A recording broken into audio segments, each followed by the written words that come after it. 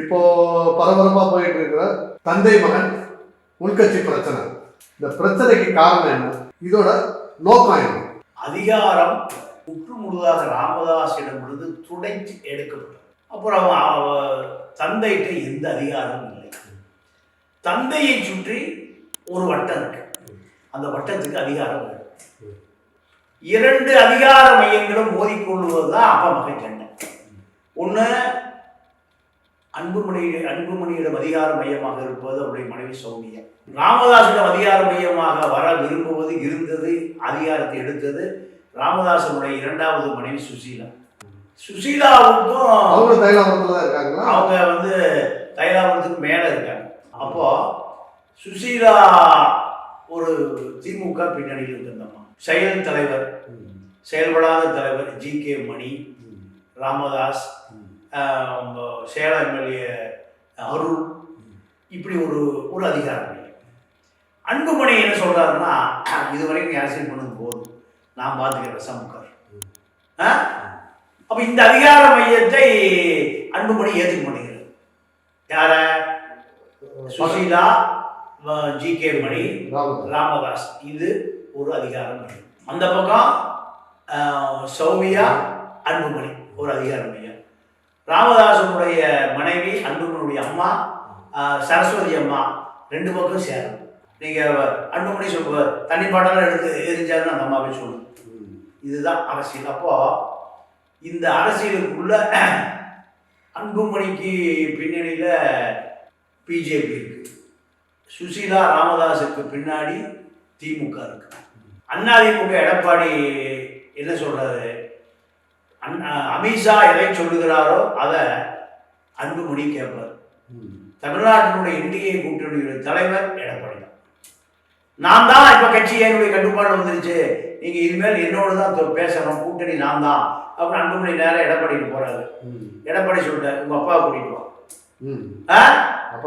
ஆமா, அப்பா பாதி கட்சி மகன் பாதி கட்சினா இங்க பன்னீர் ரோட்லயே விடுகாரு, முதலையும் விடுகல, இப்ப அதுவும் காணாம போகுது. அதனால நீ 2 பேரும் சேர்ந்து வான்னு எடப்பாடி கட்டி விட்டார். இந்த கூட்டணியை முடிவு செய்வது அத்தனை டெல்லியில் இருக்கிற அமித்ஷா. இப்போ அமித்ஷாவை பார்க்க போறாரு, அது நிரூபணமா இருக்கு கடந்த தேர்தல். ஆமா, அமித்ஷாவை போறாரு. அமித்ஷா சொல்லிட்டார், கொப்பாவை கூட்டிட்டு வா. பிஜேபி எதிர்ப்பு மனநிலைக்கு வர்றாரு ராமதாஸ். உடனே குருமூர்த்தி அனுப்பி மிரட்டிடுறாரு. பிஜேபியோட சேர்ந்தனால கட்சி அழிஞ்சு போச்சு, பிஜேபியோட சேர்ந்ததுனால தமிழ்நாட்டில் எங்களுக்கு அங்கீகாரம் போச்சுன்னா பேசாதீங்க. உங்க மகன் மேல 1 லட்சம் கோடிக்கான வழக்கு அமித்ஷா இருக்கு. பல மருத்துவக் கல்லூரிக்கு முறைகேட அனுமதி கொடுத்திருக்காரு. அதே நிலைமை வந்துடக்கூடாது, எல்லாம் ஜெயிலுக்கு போயிருவீங்க. அமித்ஷா மிரட்டின பிறகு 313 மருத்துவக் கல்லூரி இந்தியாவில் இருக்கு. அங்கீகாரம் வருஷம் நீட் பண்ணுவதற்கு ஒரு கல்லூரிக்கு 10 கோடி, 3000 கோடி 3500 கோடி கொடுத்த அத்தனை பேரும் இப்ப என்கிட்ட புகார் கொடுத்தாங்க. 3500 கேஸ் போட்டா வெளியே வரதுக்கு 300 வருஷம் ஆகும். யாரு? அன்புமணி. எது சௌரியம்? இதுதான் இப்போ பாஜகவுக்கு நடக்கிற சண்டை. அப்போ எடப்பாடி வேலுமணி மாதிரி அன்புமணியும் ஒரு தொங்கல்ல தான் இருக்காரு.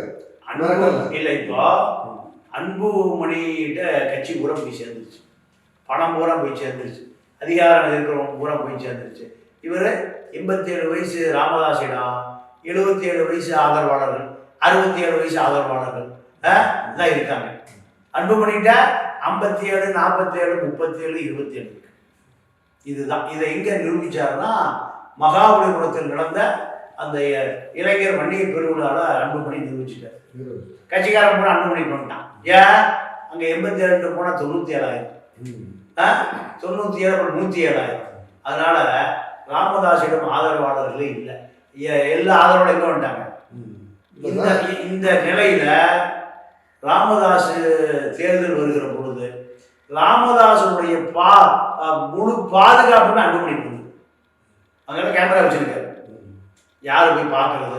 அவர் சொல்றாரு, என்னுடைய சோபாக்கிலே கேமரா வச்சுட்டானுங்கிறாரு, மைக்கை வச்சுட்டானுங்க, நான் யார்கிட்ட பேசுறேன்னா எல்லாம் விட்டு கேட்டுட்டு அவனை கூட்டு மிரட்டி போகாதீங்கன்னு சொல்லிடுறது. ஏன்னா முதல்ல வரவா 2 பேரும் பார்க்க வர மாட்டாங்க, 2வது வரவா 3வது பார்க்க வர மாட்டாங்கிறான். நான் தனிமைப்படுத்தப்பட்டு விட்டேன், என் மகனால 35 வயசுல மந்திரி ஆகிறது நான் செஞ்சா பாவம். பெரிய தப்பு பாவங்கிற இதெல்லாம் பேசுகிற நேரத்துல அன்புமணியுடைய கை ஓங்கிருச்சு. ராமதாஸ் கை தாழ்ந்து போச்சு. 70 மாவட்ட செயலாளர் 8 பேர் கூட போக மாட்டாங்க ராமதாஸ் பின்னாடி. உண்டி செயலர், நகர செயலர், எம்எல்ஏ சீட் கேட்கற கூட எங்க போறான்? பனையூர் வந்தானா, தைலாபுரம் தோட்டம் இப்ப அங்க காத்து வாங்குது.